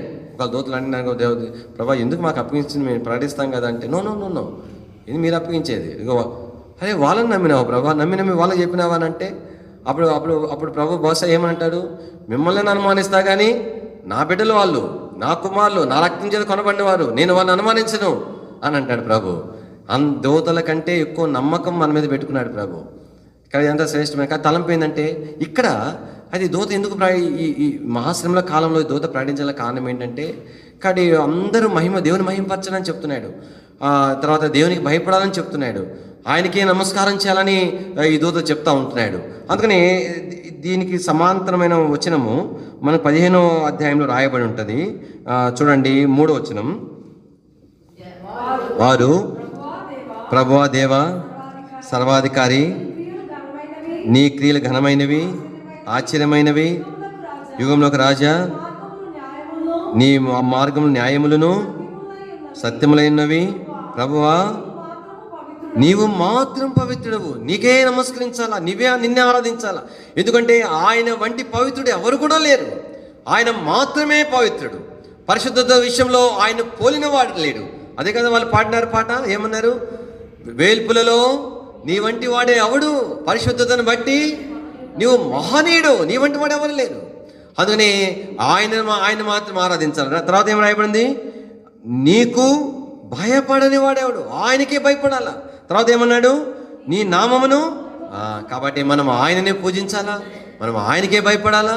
అంతమాత్రమే కాదు, ఆయననే మహిమపరచాలా. కానీ ఈ మాట పాటించట్లో బహుశా ఉద్దేశం ఏమిటంటే, అంత భయంకరమైన శ్రమల కాలంలో కూడా యూదులు అయితే సంపూర్ణంగా వారు దాదాపుగా ప్రభువుని ఎరుగుతూ వచ్చినారు. ఎందుకంటే వారు మెస్సియా గురించి ఎరిగిన వారు. అయితే ఈ 2024 సంవత్సరాల కింద పంపబడిన యేసుని నిజమైన మెస్సియా కాదన్న భ్రమలో ఉండి వారు ఆగిపోయినారు. అయితే ఆ తర్వాత ఒకరొకరు వారు ప్రభువుని ఎరుగుతూ వచ్చినారు. అయితే అన్ని జనుల్లో కూడా కొందరు వారు ప్రకటించిన సువార్తను బట్టి వారు ప్రభువుని ఎరుగుతూ వచ్చినారు. అయితే ఈ పరిస్థితుల్లో కూడా ప్రభువుని ఎరుగుతారా? ఎరిగినా ఎరగకపోయినా ఎందుకని ప్రార్థిస్తున్నాడు? అందుకనే వాస్తవానికి ఈ 3.5 సంవత్సరాల కాలంలో ప్రభువుని ఎరిగినటువంటి యూదులే వారే లోకమందంతటా సువార్త ప్రకటించినారు. మనం గుర్తు చేసుకున్నాం. ఈ సందర్భం మనకి ఎక్కడ చూసామో మత్తయి సువార్త 24వ అధ్యాయంలో మనం చూస్తూ వచ్చినాం. ఒకసారి మనకి గుర్తు చేసుకుని ముందుకు వచ్చేద్దాం రండి. మత్తయి సువార్త 24వ అధ్యాయము. శిష్యులు ప్రభు దగ్గరికి వచ్చి అడిగినారు 3వ వచనంలో, ఇవి ఎప్పుడు జరుగును, నీ రాకడకు యుగ సమాప్తికి సూచనలు. అంటే చివరి రోజులు. యుగ సమాప్తి అంటే ఎప్పుడు? దాదాపుగా ఈ మహాశ్రమల కాలము అన్నట్లుగా అనమాట. కానీ ఇంకా ఆ తర్వాత 1000 ఏళ్ల పరిపాలన సంపూర్ణం అయిపోతుంది. కాబట్టి దాని సూచనలు ఏంటి అని అంటే 5వ వచనం ఏమన్నాడు? అనేకులు నా పేరిట వస్తారు, నేనే క్రీస్తు. కానీ అబద్ధ క్రీస్తు ప్రత్యక్షపరచబడతాడు. 6వ వచనంలో యుద్ధాలు, తర్వాత 7వ వచనంలో జనం మీద జనము, రాజ్యం మీద రాజ్యం, 8వ వచనంలో కరువులు, భూకంపాలు. ఇవన్నీ ఎక్కడ చూసాం? ఎప్పుడు చూసాము? ఏమంటారు? ముద్రలు కాదు, 7 ముద్రల తర్వాత 7 బోరలు ఊదబడే సందర్భంలో జరిగిన సంగతి చూస్తూ వచ్చినాం. కానీ వాటి అన్నిటి ప్రస్తావన చెప్తూ ఏమన్నాడు? 9వ వచనంలో, అప్పుడు జనులు మిమ్మల్ని శ్రమల పాలు చేసి ఏం చేస్తారు? చంపుతారు, నా నామం నిమిత్తము ద్వేషించబడతారు అని చెప్తూ ఏమని చెప్పినాడు? అనేకులు ఏమవుతారు? అభ్యంతరపడతారు. అంత భయంకరమైన పరిస్థితులు, అంత భయంకర శ్రమలు. అయితే ప్రభు ఏమన్నాడు? 11వ వచనంలో, అనేకమైన అబద్ధ ప్రవక్తలు. అందుకని మనం చూస్తూ వచ్చినాం. సాతాను అబద్ధ ప్రవక్తగా ఆ మరి యొక్క ఘట సర్పము, మరి యొక్క ఏమంటారంటే 13వ అధ్యాయంలో చూస్తున్నాం కదా, క్రూర మృగము. కానీ అబద్ధ ప్రవక్తల విషయం చెప్తా వచ్చినాడు. తర్వాత 13వ వచనంలో అంతవరకు సహించిన వాడు రక్షణ పొందుతూ చెప్తూ 14వ వచనం ఏమని రాయబడింది? మరియు ఈ రాజ్య సువార్త సకల జనులకు సాక్షార్థమై లోకమందంతటా ప్రకటించం. అటు తర్వాత అంటే ఈ మహాశ్రమల కాలంలో ప్రభువుని ఎరిగినటువంటి యూదులు కానీ కొందరు అన్యజనులు కానీ ఆ పరిస్థితుల్లోనే లోకమందంతటా సువార్త ప్రకటించినారండి. కానీ ఎంత అంటే ఒక శత్రువు యొక్క సాతాను యొక్క ప్రభావం, వారి యొక్క పరిపాలన, వారికి స్పష్టంగా ఎవరు ఎక్కడున్నారు, ఎటుపోతున్నారు, ఏం చేస్తారు అన్నీ వానికి అర్థమైపోయే కాలంలోనే ఎందుకు లోకమందంతా ఎందుకు ప్రకటించినారు? వాళ్ళు ఎరిగినారు ఈ నిజమైన మెస్సియా అని. ఎప్పటిదాకా మోసపోయారు. అది వారికి తెలిసినటువంటి ఆ సత్యమును వారు ప్రకటించినారు. అందుకని ఇక్కడ ఒక మాట రాయబడింది. ఏమని ప్రకటించినారు? సాక్షార్థముగా. ఏమని రాయబడింది ఇక్కడ? సాక్షార్థమై అంటే అర్థం ఏంటి? కానీ ఎవ్వరు కూడా మాకు తెలియదు అని చెప్పుకున్నట్లుగా అదనమాట. సాక్ష్యం చెప్పడం కొరకు మాకెప్పుడు తెలుసు, మాకెవరు చెప్పారు అని ఎవరు అనకూడదు. సాక్షార్థమై సువార్త ప్రకటించబడ్డం. అందుకని సువార్త ప్రకటించేటప్పుడు ఎన్నోసార్లు మనం గుర్తు చేసుకున్నాము. సువార్త ప్రకటించేటప్పుడు ఫలితం అనేటువంటిది మనకు సంబంధం లేనటువంటిది. అట్లా ఫలితం రాదా? ఖచ్చితంగా వస్తుంది. ఎంత ఫలితం వస్తుంది అనేటువంటిది మనకు దేని వాక్యంలో ప్రభు ఏమి నిర్ధారణ అయితే వాగ్దానాలు ఉన్నాయి. క్రీస్తు మీ ప్రయాసం ఏం కాదని చెప్పినాడు. సో కష్టపడి ప్రయాసపడాలా, మరి ఎడతేకుండా ప్రార్థన చేస్తే ప్రభు తప్పకుండా ఫలితం ఇస్తాడు. ఒక్కోసారి ఆ ఫలితం అనేది స్థానికంగా కనబడకపోవచ్చు అని గుర్తు చేసుకున్నాం. అట్లని చెప్పి మనం ఎవరికి సువార్త ఇచ్చాం, వాళ్ళు రక్షించబడిపోయినారు, ఎక్కడికో అంటే ఊహించాల్సిన అవసరం కూడా లేదు. అది మెట్టు తలంపోయిందంటే ఖచ్చితంగా అయితే దేవుని యొక్క చేసిన పని వ్యర్థం కాదు. ఎట్లా వ్యర్థం కాలేదు అనేటువంటి విషయము అది బయలుపరచబడిన దినాన్ని మాత్రమే అర్థమవుతుంది. తలంపోయిందంటే అయినా ఎందుకు ప్రకటించాలా? అలాంటి గ్యారంటీ లేనప్పుడు అంటే దేవుని వాక్యంలో సాక్షార్థమై సువార్త. అందుకని బైబిల్లో రాయబడుతున్న సంగతులు, నినివే పట్టణస్థులు ఏం రాయబడుతుంది? ఈ తరం వారితో ఏం చేస్తారంట? న్యాయ విమర్శలో ఏం చెప్తారు? వాళ్ళు సాక్ష్యం చెప్తారు. ఏం సాక్ష్యం చెప్తారు అంటే వాళ్ళు అంటారనమాట, ప్రభా మాకెవరు వాక్యం చెప్పలేదు చేయలేదంటే అప్పుడు నినివే పట్టణస్తులు అంటారు, యోనా మా ఊరికి వచ్చినాడు ప్రభా, ఆ యోనా మా ఇంటికి రాలేదు, మా ఊరికి రాలేదు, మా వీధికి రాలేదు, మా ఊరికి వచ్చినాడు కానీ ఎటు తిరిగిపోయినాడో మాకు తెలియదు. 3 రోజులు తిరిగితే కానీ ఊరంతా అయిపోదు, ఒకరోజు తిరిగినాడు మనోడు, ఇంకా రెండు దినముల ప్రయాణం అంతా ఊరు ఉండిపోయింది. అయితే ఏం చేసినారు, ఆ నోట విని ఆ ముఖం చూడలా ఏం చూడలా, దేవుడు నాశనం చేస్తానని చెప్తే ఏమంటే దాసుడు దగ్గర నుంచి రాజు వరకు అందరూ పశ్చాత్తాపడినారు. అప్పుడు వాళ్ళు చెప్తారనమాట, ప్రభా మేము కాబట్టి ఆ నోట విని మేము మారుమనసు పొందాం, వీళ్ళు ఎన్నోసార్లు స్వాద ప్రకటించబడిన మారుమనసు పొందలే అంటారంట. అయిపోయాం కాడికి. తర్వాత మళ్ళా శేపదేశపు రాణి ఏమంటుంది, ప్రభా మా ఇంటి పక్కనే మందిరం అయితే నేను ఎంత ఆత్మీయంగా అసలు 7 అంతస్తులు బిల్డింగ్ అంతా ఎదిగిపోయే దాన్ని మొత్తం కొబ్బరి చెట్లాగా ఎదిగిపోయేదాన్ని అంటే అప్పుడు శేపదేశపు రాణి అంటుందంట, ప్రభా అట్లా కాదు ప్రభా, కాబట్టి నేను నీ మాటలు వినాలని నిన్ను గురించి తెలుసుకోవాలని 3000 మైళ్ళు అంటే 4500 కిలోమీటర్లు అమ్మా 2000 మైళ్ళ సరే 2000 మైళ్ళు అన్నప్పుడు అప్పుడు ఎన్ని కిలోమీటర్లు, 3000 కిలోమీటర్లు అంతే కదా. ఒక మైల్ వచ్చి 1.5 కిలోమీటర్ అంతేనా, అంతేలే అంతే కదా బ్రదర్. 3000 మైళ్ళు 2000 మైళ్ళు అంటే 3000 కిలోమీటర్లు, 3000 మైళ్ళు అంటే 4.5 అన్ని కిలోమీటర్లు ఏమన్నా సాధ్యమే పనేనా. కాబట్టి ప్రభావ వీళ్ళకి ఎన్నో సాధనాలు ఉన్నాయి, ప్రయాణ సాధనాలు ఉన్నాయి, అయినా కూడా నేను అట్లాంటి తలంపేను ఎందుకు ఇవన్నీ చెప్తున్నానంటే, కాబట్టి దేని ఒక వాక్యంలో ఆ మొదటి దూత ఇక్కడ సాక్షార్థమై దేవుని యొక్క సువార్త లోకమందంతటా ఆ దినాలలో ప్రకటించబడటం చూస్తాం. తర్వాత రెండవ దూత విషయం వచ్చేసరికి రెండవ దూత కూడా ఏం చేసింది, ఎందుకోసం నియమించబడినాడు, వేరొక దూత అనగా రెండవ దూత వెంబడి వచ్చి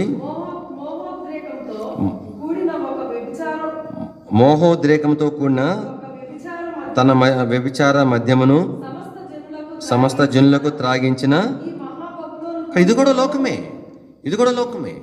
ఈ లోకం ఏం చేసిందంటే చెప్పండి,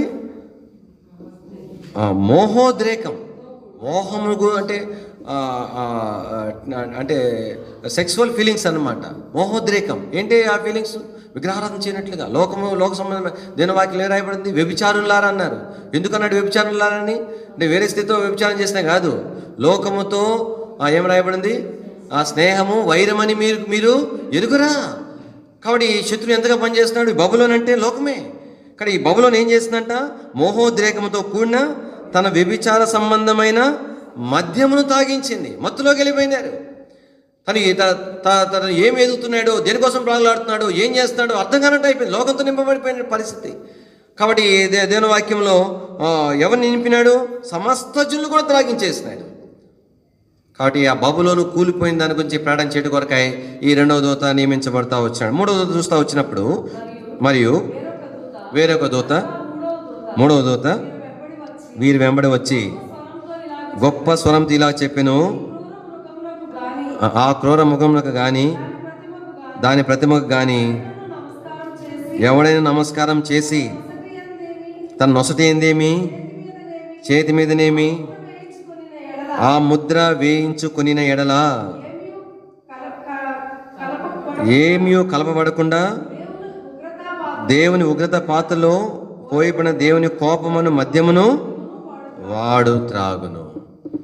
కాబట్టి అది కూడా మద్యమే. అంటే ఈ మద్యానికి విరుగుడు అనమాట. ఆడ కళ్ళు తెరవబడతాయి, అది ఏడ కళ్ళు మూవి పడితే ఆడ కళ్ళు తెరవబడతాయి. కాబట్టి ఇక్కడేమో లోక సంబంధమైన వాడి చేత మత్తులోకి వెళ్ళిపోయి దేవునికి వచ్చిన గమనం లేకుండా, దేవుని కొరకు సిద్ధపాటు లేకుండా, కాబట్టి ఉన్నటువంటి ఈ మత్తులో ఉన్నటువంటి ఈ 3 సంవత్సరాల వీళ్ళు ఇంకొక మత్తు ఎక్కించిన తర్వాత అప్పుడు కానీ అసలు మత్తు వదిలిపోతుంది. ఏంటి ఆ మత్తు, దేవుని యొక్క ఉగ్రత పాత్రలో పోయిబడిన ఆయన కోపం అనే మద్యము దేవుడు ఏం చేస్తాడు, త్రాగిస్తాడు. కాబట్టి నువ్వు ఇది తప్పించుకోకపోతే లేదు నేను ఈ మత్తులో ఉంటాను, మళ్ళీ ఆ మత్తు వద్దంటే కుదరదు. కానీ ఈ మత్తులో ఉన్నప్పుడు దానికి విరుడు ఖచ్చితంగా ఈ మత్తు ఉండాల్సిందే. నేను అహరోన్ పెట్టినాడు కదా, అబ్బా ఏం మోసే అయినా నేను అబ్బా ఆ బంగారం తోట దాన్ని ముడిచిపోతాను, దాన్ని చూసుకుంటుంటాను, దాన్ని పూజిస్తాను, దాన్ని కనబరుస్తాను, కానీ దాన్ని పొడి చేసి నీళ్ళు వేసిన మాత్రం దానంటే కుదరదు. దాన్ని చూసినావు, దాన్ని ముడిచిపోయినావు, దాన్ని పూజించినావు, దాని మీద ఎగిరినావు, అన్ని చేసినావు కదా. తెలియని తర్వాత కాల్చి వేసిన తర్వాత ఆ బూడిద కలిపిన నీళ్ళు అవి తాగాల్సిందే. దేని వాక్యంలో కూడా మనకి ఏ జ్ఞాపం చేయబడుతుందంటే, కాబట్టి జ్ఞాపం పెట్టుకోవాలా, ప్రార్థన చేసుకోవాలా, ప్రభుతో చెప్పాలా, ప్రభా నాకున్నటువంటి నా కన్నులు తెరవ చేయి, నాకున్న మైకము తొలగిపోయినట్టుగా చేయి, నేను ఎందుకొరకు రక్షణ పొందినాను, ఎందుకో సిద్ధపడి గ్రహించుడుగా చేయి అలా లేకపోతే మత్తులో ఉండిపోతే కాబట్టి దీనికి ప్రతిగా ఇంకొక మరి మరి మద్యము త్రాగించబడతా ఉంది. అందుకని ఇక్కడ ఏం రాయబడిందంటే చూడండి 10వ వచనము, ఏమీ కలపకుండా దేవుని ఉగ్రత పాత్రలో పోయబడిన దేవుని కోపాన్ని మద్యం వాడు త్రాగును. చదవండి. పరిశుద్ధ దూతల ఎదుటను గొర్రెపిల్ల ఎదుటను అగ్ని గంధకముల చేత వాడు బాధింపబడును. వారి బాధ సంబంధమైన పొగ యుగ యుగంలో లేచును. ప్రతిమకు గాని చేయవారును.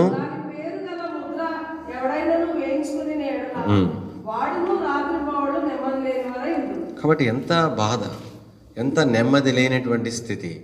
యుగ యుగములు నేను వాక్యంలో ఆ మాట చదువుతూ ఉంటేనే ఎంత భయం వేస్తుందో. వాస్తవానికి దేవుని ఎరగని వారికి పట్టే గతి గురించి ఇక్కడ రాయబడతా ఉంది. ఇక్కడ దేవుని ఎరగని వారు కాబట్టి మోహం అనే మద్యం తాగి లోకములో లోకసమైన వాటిలో ఉండి దేవుని ఎరగకుండా సాతాన్ని వెంబడించి వారిని ముద్ర వేయించుకొని, ఎందుకు వారిని ముద్ర వేయించుకోవాలా? ఆ ముద్ర దేవుని ముద్ర వేసుకోకపోతే ఏమో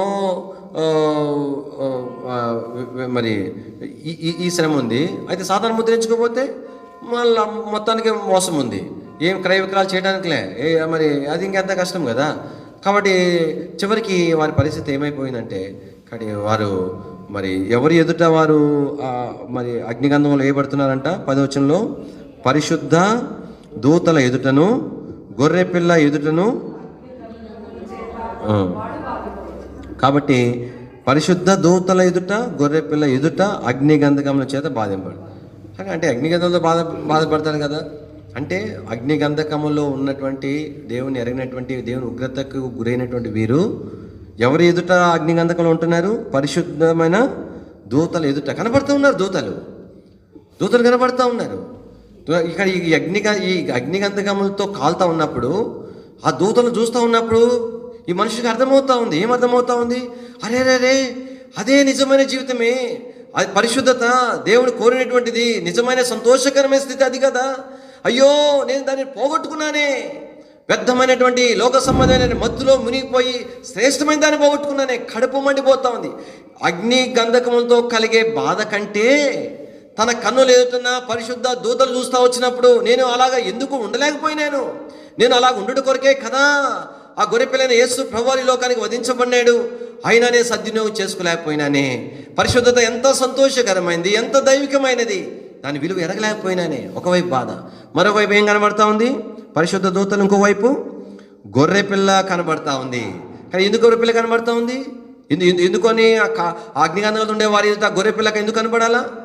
ఏం మన వారు ఆయన ఆరాధిస్తారనే కాదు. వధించబడిన గొర్రెపిల్ల, వారి విషయమై శిలువలో చేయబడిన ఆ వేదన, ఆ శ్రమ, ఆ రక్తము, దాని ప్రభావం ఎంత ఎలాగో వ్యక్తం చేసుకున్నారో కనబడతా ఉంది. కడుపు మంట, 2 రకాలైనటువంటి బాధ, వేదన వారి హృదయాల్లో ఉంది. కానీ ఆ అగ్నిగంధకాలతో మంట కలిగే బాధ కంటే మించిన బాధ వారికి ఏముందంటే యుగయుగాలు ఉండే బాధ. అయ్యో నేను తెలుసుకోలేకపోతేనే, అయ్యో నేను మత్తులో ఉండలేకపోతేనే, నిజంగా ఎంత శ్రేష్టమైన దైవికమైన ఆ స్థితి నేను కోరుకోవాల్సింది కదా, దాని కొరకు నేను సంపాదించుకోవాల్సింది కదా అని ఒకవైపు, అరే నా కొరకు చెల్లించిన క్రయమంతా నా చేతుల్లో ఆరవదాపరుచుకున్నాను కదా అనే బాధ ఇంకొక వైపు. లోకంలో ఒక సామెత ఉంటుంది. ఏం సామెత అంటే చెప్పొచ్చో చెప్పకూడదు కానీ, భర్త కొడితే కలిగే బాధ కంటేనంట తోడుకోళ్ళు చూసింది. అంటే కొడితే బాధ ఉండదా ఏంది? ఉంటుంది. కానీ ఆమె నవ్వినందుకు ఇంకా బాధ అనమాట. కానీ పాతాళంలో వేదన పడేటువంటి స్థితి ఎలాంటిదంటే ఈ బాధ కంటే కూడా కానీ ఆ దూతలను చూసినప్పుడు, ఆ గొర్రెపిల్లను చూసినప్పుడు ఇంకా ఎంత కడుపుమంట, వేదన, ఆ బాధ తగ్గదు. అందుకనే ధనవంతుడు పాతాలను పొందిన వేదనది. కానీ తన కడుపు ఎందుకు మండిపోయింది? లాజర్ను చూస్తాను, అయ్యో నా ఇంటి ఎదుటే ఉన్నాడే, కాబట్టి వాడిని నేను పరిశీలన చూడలేకపోయినాను. ఈ స్థితిలో ఉన్నవాడే ఇంత భక్తిగా ఉన్నప్పుడు నేను ఇంకెంత ఉండాలని ఎందుకు యోచన చేసుకోలేకపోయినాను? ఇంత శ్రేష్టమైన దాని కొరక ఈ మనుషుడు అంత విశ్వాసం కాపాడుకుని ఇంత శ్రమ పడిందని ఎందుకు ఎరగలేకపోయాను? అబ్రాహాం చూసి ఏమని తెలుసుకున్నాడు? అయ్యో కాబట్టి నేను ఇశ్రాయేల్ వంశంలో జన్మించినాను, కాబట్టి అబ్రాహాముకు కుమారుడిగా శారీరకంగా జన్మించినాను, నేను ఆత్మీయంగా అబ్రాహాం కుమారుడుగా కాలేకపోతేనే. కానీ అబ్రాహాంని ఏం పిలవాలో అన్నీ నేర్చుకొని అన్నీ తెలిసి ఉండి నరకంలో ఉన్నాను. అందుకని సాతాను కూడా పాతాళంలో పడవేయబడినప్పుడు కూడా అంత హేళన అంట, అవమానం అంట. ఎందుకు అవమానం? కాబట్టి నువ్వెట్లాగా ఇక్కడికి వచ్చినావు అని అవమానం. కానీ దేవుని ప్రజలంగా మన జీవితాలలో మనం జ్ఞాపకం చేసుకోవాల్సిన వారికి ఉంటున్నాం. కాబట్టి ఈ భాగాన్ని ఇంతటితో మనం ముగిస్తాం. తర్వాత 13వ వచనం కూడా చూడండి. అంతటా ఇప్పటి నుండి ప్రభువునందు మృతునందు మృతులు ధన్యులని వ్రాయమని పరలోకం నుండి ఒక స్వరము చెప్పగా వింటిని. అయితే వారు తమ ప్రయాసలు మాని విశ్రాంతి పొందుతున్నారు, వారి క్రియలు వారి వెంట పోవునని ఆత్మ చెప్పుచున్నాడు. ఇక్కడ ఒకవైపు ఏమో ప్రభుని ఎరగని వారి యొక్క అంతమిక స్థితి కనబడుతుంది, మరొక వైపు ఏమో ఏం కనబడతా ఉంది? దేవుని ఆజ్ఞలను యేసును గూర్చిన విశ్వాసం 12వ వచనం గైకొనుచున్న పరిశుద్ధుల ఓర్పు కనబడతా ఉంది. కాబట్టి పరిశుద్ధులు దేవుని యొక్క ప్రజలు వారు ఏం చేస్తూ వచ్చినారు చెప్పండి? వారు ఓర్చుకుంటా వచ్చినారు. ఓర్పు అనేటువంటి ఏం చూపిస్తుంది? శ్రమ ఏం కలుగజేస్తుంది? ఓర్పును కలుగజేస్తారు. అన్ని కఠినమైన శ్రమల్లో వారు ఓర్చుకోగలిగినారు. ఎట్లా ఓర్చుకోగలిగినారు? ఇదేం రాయబడింది? దేవుని ఆజ్ఞలు యేసును గూర్చిన విశ్వాసము గైకొనే పరిశుద్ధులు. కానీ యేసును గూర్చిన విశ్వాసం ముందు వారు ఏమి గైకొన్నారు? దేవుని యొక్క ఆజ్ఞలు గైకొన్నారు. దేవుని యొక్క ఆజ్ఞలు వాళ్ళు లక్ష్య పెట్టిన కారణం చేతే ప్రభువుని కూర్చుని విశ్వాసంలో వారు పంపటానికి కారణమైంది. అందుకని కింద భాగంలో ఏమందంటే ఇప్పటి నుండి అంటే అర్థమైందంటే ఆ మహాశ్రమల కాలంలో ఆ పరిస్థితుల్లో కూడా ప్రభువు కొరకు ఉండి మృతి చెందినవారు. తర్వాత ఇప్పటి నుండి అంటే మహాశ్రమంలో కాలం ఉన్నవారు. తర్వాత ఏమన్నాడు? ప్రభువునందు మృతిని ప్రాణంలో కూడా తెగించి ప్రభువును సేవించటం. తర్వాత ఏమన్నాడు? వారు తమ ప్రయాసలు మాని అంటే ఎంతో ప్రయాసతో ప్రభువును సేవించినారు. తర్వాత 4వదిగా మనం చూస్తూ వచ్చినప్పుడు వారి క్రియలు వారి వెంట పోవచ్చున్నవి అనే మాట చూస్తూ ఉంటున్నాం. అంటే వారి యొక్క దేవుని విషయమై వారి కార్యములు అంత శ్రేష్టమైనవిగా ఉన్నాయి. కాబట్టి అంటే ప్రతికూలమైన పరిస్థితుల్లో కూడా వారి ప్రాణాలు మరి పణంగా పెట్టి ప్రాణమును తృణీకరించి ప్రభు కొరకు ఎంతో ప్రయాసపడి శ్రేష్టమైన విధానంలో ఆయన కార్యంలో వారు ప్రభువును సేవించినటువంటి వారుగా వారు పరిచయం చేయబడుతున్నారు. కాబట్టి నిత్యత్వంలో మనం ప్రవేశించే ముందు ఇక్కడ మన జీవితాల్లో జ్ఞాపం చేస్తున్న వాస్తవానికి ఈ మాటలు అనేటువంటివి మహాశ్రమ కాలంలో ఉన్న వారి కొరకు మాత్రమే వర్తిస్తాయి. అయినప్పటికీ కూడా ఈ చివరి దినాలలో నేను కూడా కొంత భాగమైన దాంట్లోనే మనం భాగం పొందాలంటే మనం కూడా ఎలా ఉండాలి చెప్పండి? ప్రతికూల పరిస్థితుల్లో కూడా ప్రాణాలు తెగించి ఎలాంటి వారికి ఉండాలి? మనము ప్రయాసపడేటువంటి వారిగా ఉండాలి, ప్రయాసపడేవారుగా. అందుకని ప్రయాస అంటే అర్థం ఏంటి? కష్టం నాకు చేయగలిగినంత వరకు చేస్తాం, చేయగలిగిన దానికంటే అధికంగా ఉండేదాన్ని ఏమంటారు చెప్పండి? కష్టానికంటే మించిన దాన్ని ఏమంటారు? ప్రయాస అంటారు. ప్రయాసతో కూడినటువంటి. కానీ ఎన్నోసార్లు అట్లా ఉండదు. మనకి ఏదైనా కొంచెం కష్టం అనిపించంటే ఎందుకన్నా అంటారు. అలా అబ్బాయి మొన్నే స్వార్థపై మళ్ళీ ఏందన్నా ఈరోజు అనిపిస్తుంది. అంటే ఎందుకు అట్లా అనిపిస్తుంది అంటే నాకు కూడా అనిపిస్తుంది. ఎందుకు నేను చెప్తున్నాను? తలంపిందని మన హృదయంలో ఆశ ఉండాలి. 2 విషయాలు ఉంటున్నాయి. ఒకటి, ప్రభు కొరకు శ్రమ పట్టు కొరకై అనుమతించబడటం. అది కొందరికి మాత్రమే దేవుడిచ్చే ఆధిక్యత. అన్ని జనుల నుండి రక్షణ పొంది వారు ఎన్నో శ్రమలో నిందలు అనుభవిస్తున్నారు. అయితే దేవుని పిల్లలుగా మనకున్న సెకండ్ ఆప్షన్ ఏంటి? ఒకటే ఒక ఆప్షన్ ఏంటి? ప్రభు కొరకు సాధ్యమైనంత నేనేం పొందాలా? శ్రమ పడాలా, నా ప్రభు కొరకు ప్రయాసపడాలా, శక్తికి మించి నేను నా ప్రభు కార్యాలు నేను ప్రయాసపడాలా అనే తీర్మానము నీలో నాలో ఉండవలసిందిగా ఉంది. అలాంటి కృప చివరి దినాల్లో ప్రభు మన ఎడల కనుపొచ్చి సహాయపడుగా. కానీ ప్రార్థన చేస్తాము. ప్రియమైన మా తండ్రి, పరిశుద్ధుని దేవా, మీ స్తోత్రాలు చెల్లించుకుంటున్నాం. ప్రభా నిచ్చిన మా తండ్రి దేవా, ప్రభా 144,000 మంది ప్రభు మీరు ఏర్పాటు చేస్తున్న మీ ప్రజల విషయమై మీరు మాకు జ్ఞాపం చేస్తున్న బట్టి స్తోత్రంలో వారి వల్లే చివరి దినాల్లో మేము కూడా ఉండగలనట్లుగా మీ సహాయం తెచ్చేమో. ఆత్మీయమైనటువంటి ఆ స్థానమును ప్రభాత దాని కొరకై ప్రభా తండ్రి ప్రభానైనా ప్రాకైనా కష్టపడైనా కొంతవరకైనా చేరుకునగలట్టు కొరకై సహాయం చేయవలసిందిగా ప్రార్థన చేస్తుంటున్నాం. మీ ద్వారా మీ ఎదుట మీకు మీ దృష్టి ఎదుట ప్రత్యేక విధానంలో మీ చేత గుర్తించబట్టు కొరకై ప్రభా తండ్రి ప్రాముఖ్యమైన ప్రత్యేకమైన వారికి ఎంచబట్టు కొరకై ప్రభా తండ్రి దేవ ప్రభా మేము ఉండనట్లుగా ఆ యొక్క దూతలు వాడబడిన రీతిగా మేము కూడా ప్రత్యేకమైన విధానంలో మీ కొరకు నిత్యత్వంలో ఉండగలనట్లుగా సహాయం చేయవలసిందిగా ప్రార్థన చేస్తుంటున్నాము. ప్రభా ఒకవైపు ప్రభా తండ్రి లోకము చేత మత్తుతో నింపబడి ప్రభావించిన మాత్రం మీ యొక్క ఉగ్రత మత్తు ప్రభా మద్యమును త్రాగినటువంటి వారి యొక్క స్థితిని మాకు చూపించినారు.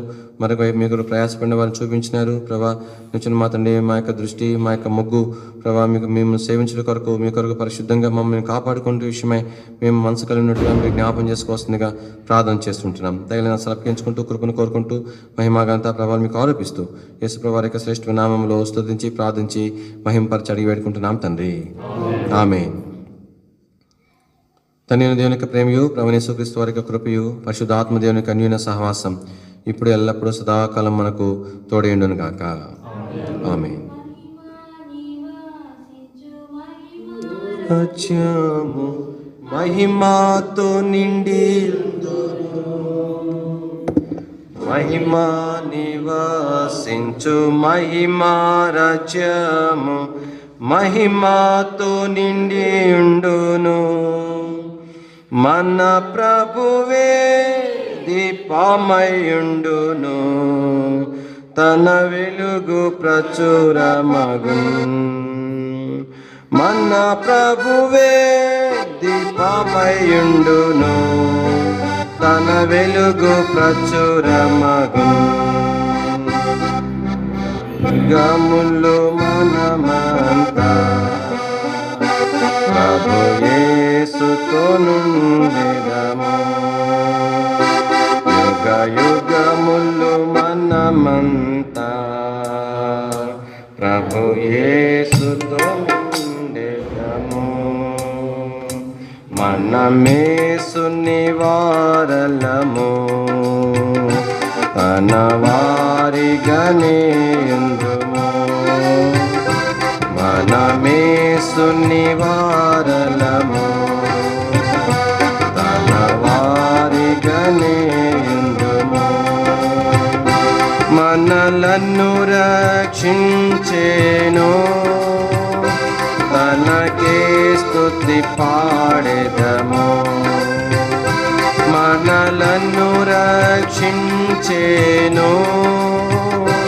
తనకే స్తుతి పాడెదము.